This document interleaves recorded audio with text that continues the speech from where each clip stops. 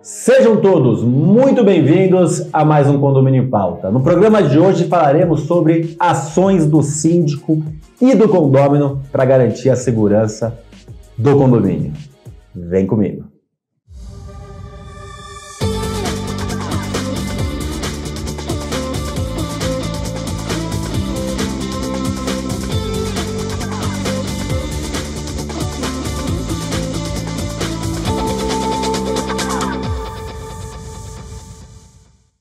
Diretamente dos estúdios Superlógica, aqui no Espaço Gabor, temos um convidado muito especial, internacional, já mora em Israel há quase 10 anos, especialista em segurança, mas atuou muito tempo em condomínio e continua atuando em condomínio aqui no Brasil.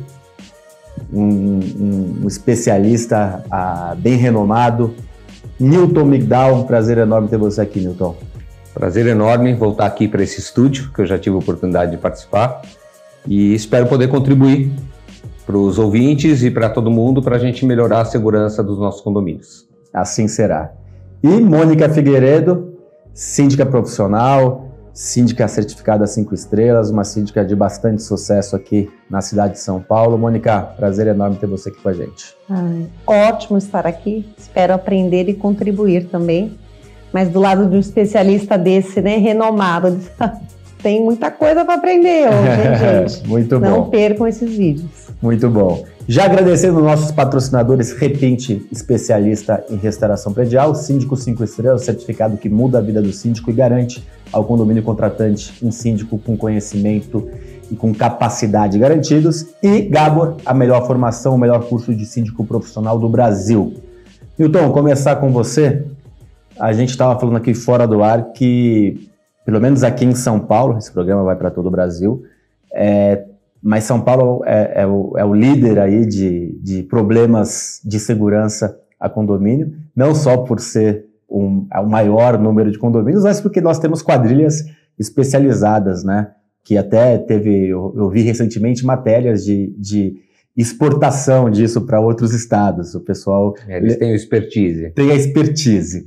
E aí a gente tinha, há um tempo atrás, um volume muito alto de arrastões, e a gente está tendo agora um volume muito alto de invasões a condomínios. Queria que você desse uma introduzida aí no nosso tema.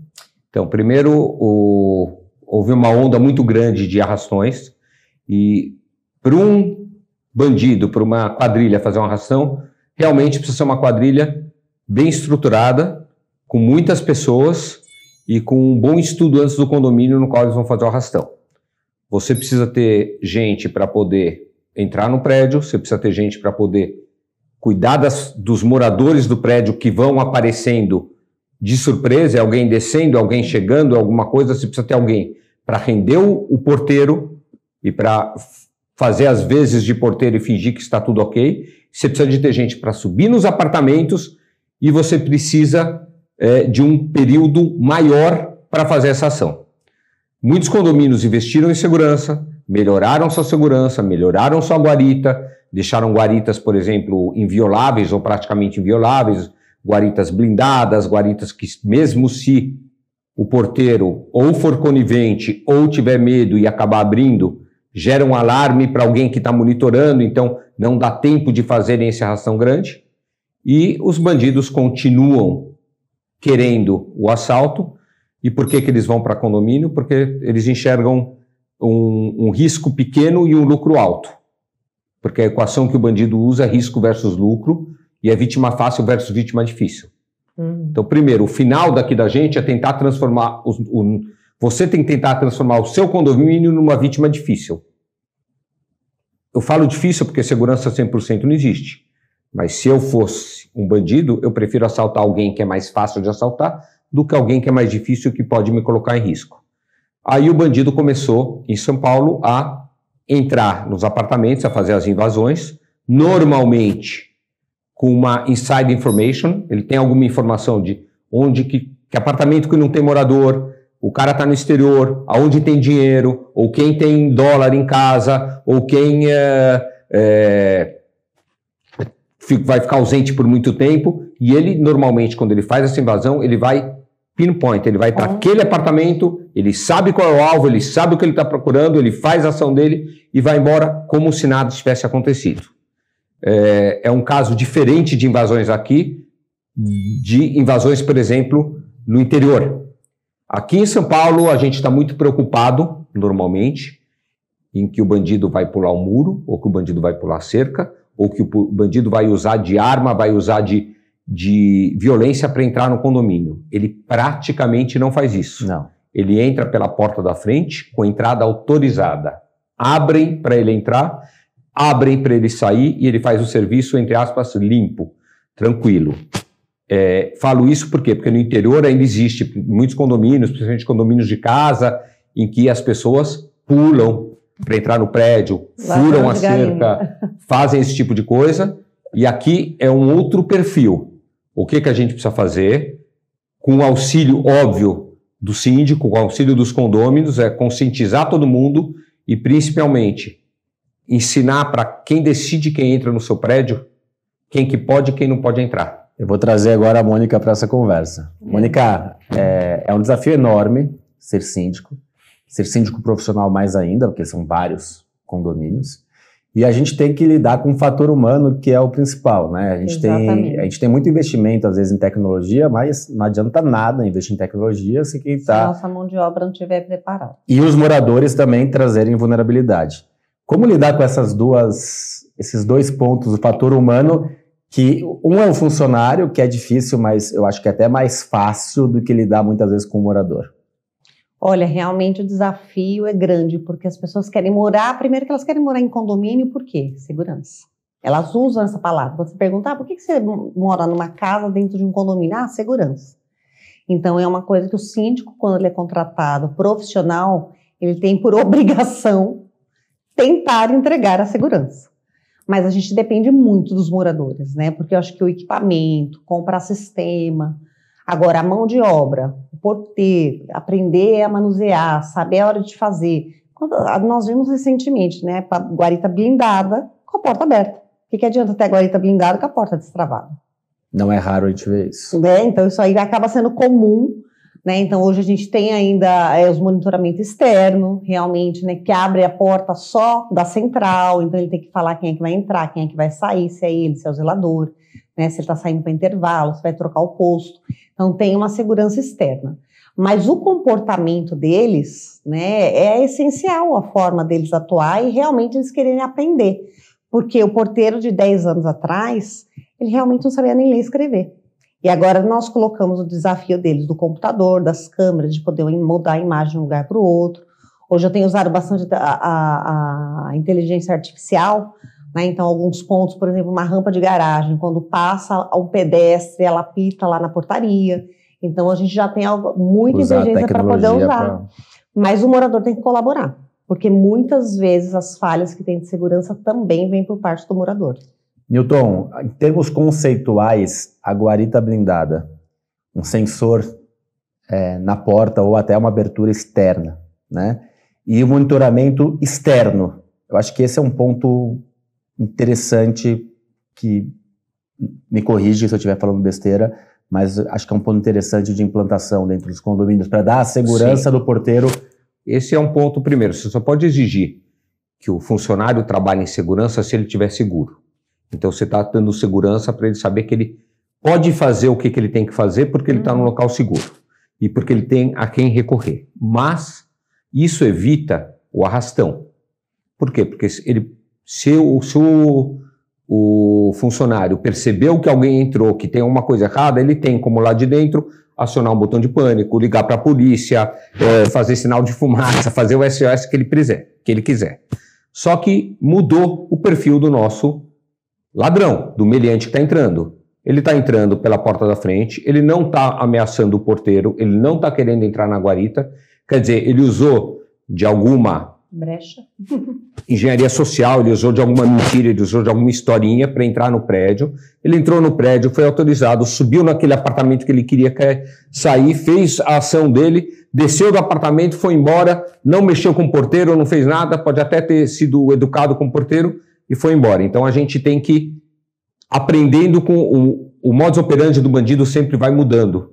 E a gente tem que estar sabendo qual modus operandi, tá ensinando para o nosso porteiro para ele ter aquele déjà vu. Pô, já ouvi essa ideia, já me contaram essa história. Essa história que o carinha está querendo me falar para entrar pode ser mentira. Como que eu faço para checar? Então tem que alguém explicar para ele e ele tem que estar seguro que ele pode fazer, que ele pode barrar o doutor lá na porta do prédio, que ele pode barrar o irmão do morador, que é o morador mais bambambam do prédio, o irmão que chegou do exterior, que ele não conhecia, não sabia que ele ia chegar, e vai deixar o cara lá fora na chuva.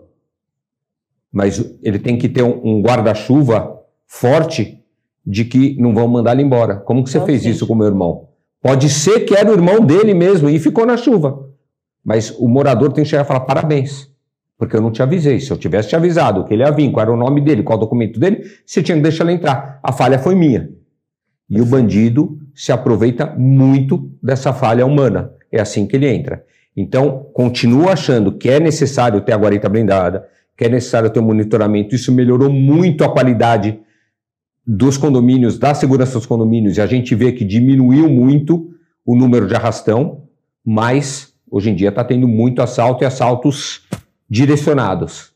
Tá? Já deixou seu like? Ainda não? Clica aí, não custa nada, deixa seu like, faz um comentário, compartilha. Quanto mais você interagir, mais nossos vídeos são mostrados para mais pessoas. E informação de qualidade, sinal de profissionalismo. Estamos também nas principais plataformas de podcast e você vai ter, além do bloco 1, bloco 2, um bloco especial contando cases condominiais para vocês. Clica aí, custa nada, deixa seu like. Mônica, a questão de treinamento, né? Eu gosto muito, acho que é essencial, reforço de procedimentos e passar, como o Newton disse, como que está acontecendo as invasões. Então, se a gente falar, por exemplo, que o modus operandi atualmente é uma mulher grávida. A hora que chegar uma mulher grávida e você foi reforçado isso 3 semanas antes, ele já vai ligar o sinal de alerta. Agora é o cara do correio. Vai ligar o sinal de alerta. Mas a gente tem também, às vezes, uma resistência por parte dos moradores de não querer ter esse custo, que eu não considero custo, considero como investimento, de investimento para qualificar esses profissionais. Como que você lida hoje com isso? Olha, o investimento para qualificar, eu não dou muita opção para o morador, tá? Quando ele contrata um síndico profissional, eu já acho que eu tenho obrigação de treiná-los, tá? Então, eu faço sempre treinamento com os gestores, eu faço sempre treinamento com as portarias. Muitas vezes eu mesmo vejo esses casos, por exemplo, nos últimos 15 dias eu tive 2 casos muito parecidos. Da pessoa simplesmente parar no portão, pôr a mão e ficar esperando. Aí o porteiro se irrita, espera um pouquinho e fala, pois não? Eu vou no apartamento da dona Gilberte. Existe a dona Gilberte? Sim. Quem é você? Sou sobrinho dela. Qual o seu nome? Luiz. Tá demorando tanto para me atender? Ele que ficou lá parado, sem tocar nada, sem... Aí ele já começa a reclamar. E eu tive 2 casos, um aqui na Mafra e Vita e um na Alameda Lorena, idênticos. Então, na hora que eu peguei as imagens que os porteiros me contaram, nenhum dos 2 casos eles entraram. Os 2, o porteiro ligou, a moradora realmente falou, não, que sobrinho meu, imagina, não tô nem em casa. Não é nada disso, não. Depois eu vou ver a cara. Pergunta o nome. Luiz. Não tenho sobrinho chamado Luiz. Parabéns, portaria. Final de semana, o zelador não estava nem lá para falar se ela tinha sobrinho ou não, né, com esse nome. E no outro caso foi praticamente a mesma coisa, né? Veio com um pacote para entregar, parou na porta e ficou. Não tocou. Aí na hora que tocou, não, eu vim entregar para o apartamento. Tem o nome da moradora? Eles estão já conquistando o nome dos moradores. Deve pegar aí carta, né, dos correios, alguma coisa assim. É do 11. Vou entregar para ela. É uma condômina que recebe muitas encomendas. Só que era uma pessoa desconhecida para o porteiro. Então ele resolveu interfonar, falou, de onde você é? Qual que é a empresa? Qual a empresa? Não dava para entender, né, pelo interfone. Aí ele ligou, a senhora está esperando alguma encomenda hoje? Ele falou, não, a que eu tinha já chegou. Então tá bom, obrigada. E deixou o rapaz lá fora. O rapaz tocou. Só quero entregar. Não precisa assinar o protocolo, não. Só deixa aí para ela. Mas ela não está esperando nenhuma correspondência, nenhum documento. Aí saiu, montou na motinha e foi embora, reclamando, e nunca mais voltou e não tinha encomenda nenhuma. Aí o que eu fiz? Eu mesmo montei lá um Google Meet, chamando todos os zeladores, os porteiros que podiam, tipo assim, 8 horas, mesmo você que está na portaria, vamos falar rapidinho sobre isso. Coloquei os 2 videozinhos que eu peguei, eu falei, ó, isso aqui é sigilo, né, tem a LGBT, a Lei Geral de Proteção de Dados, que eu não posso, né, ficar divulgando. Então, eu vou mandar de uma visualização, mas vocês têm que treinar quem não está aqui com a gente, porque é isso que eles estão fazendo na hora. Eles param como se nada tivesse acontecido. E ainda te dá uma bronca que você está demorando para atender ele. Eles usam os gatilhos, né, Newton? 15 dias para isso. Gatilhos psicológicos, né? Primeiro, muito bom, né, o que ela fez. E é por aí mesmo. Uma das coisas que a gente se preocupa muito é treinar. Há muitos anos vocês investem em treinamento. E eu lembro de vir aqui em treinamentos e vir aqui dar aula. Sim. Presencial. E a gente vê como teve que mudar o perfil do porteiro. Chegou a ter aqui, em treinamento, vinha o porteiro com a filha. Eu não tinha entendido por que ele veio com a filha. Mas ele veio com a filha porque ele não sabia nem ler, nem escrever. É chato, mas esse cara, você não pode deixar como porteiro. Sim. Infelizmente, não é questão de... É questão de ignorância. Não estou falando de inteligência nem de nada. Mas você precisa de alguém que saiba anotar um recado, que saiba anotar uma placa, que saiba...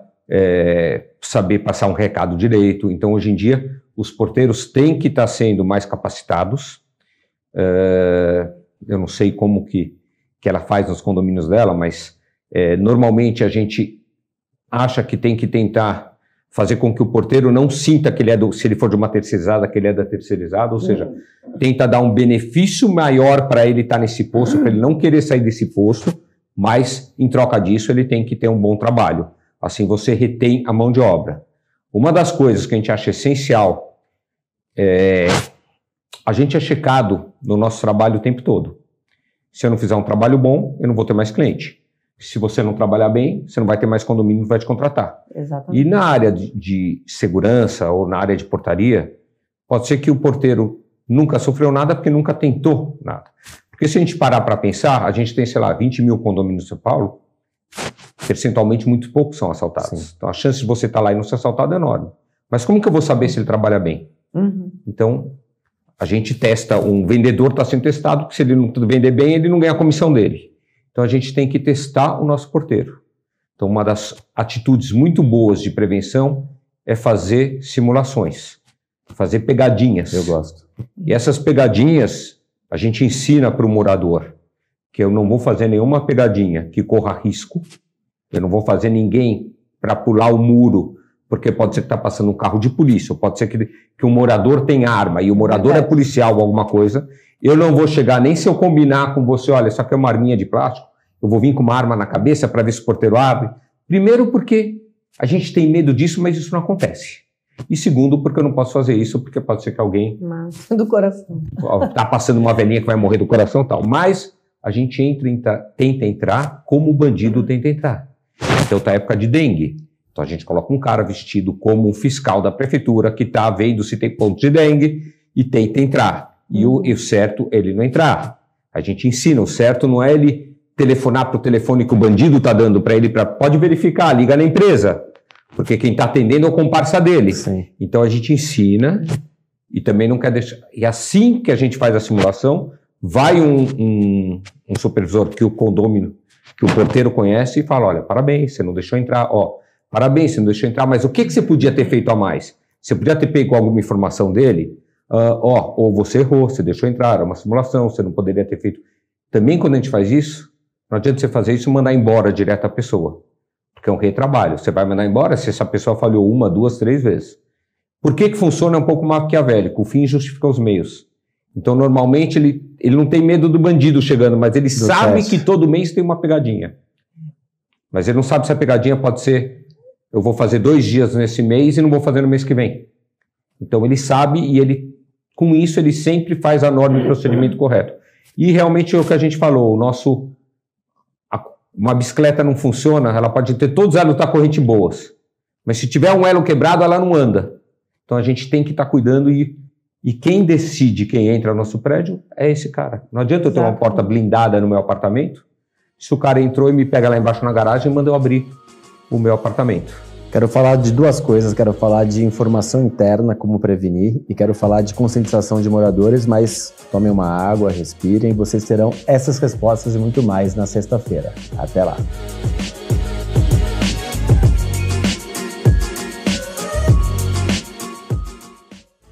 Conde TV. Informação de qualidade e credibilidade é aqui.